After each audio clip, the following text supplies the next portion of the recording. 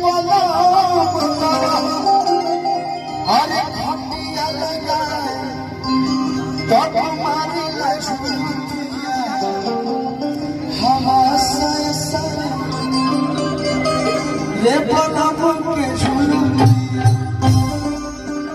वो गाना पे डांस है ना भैया, डांस में तो मजा आया।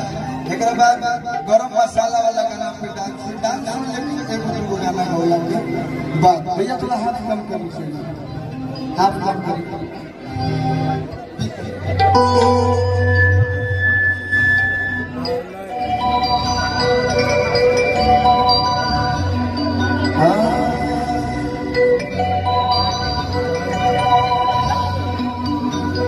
एक जानी अपना राजा जी से कहता कि रोज रोज के घरवा के शासन पिया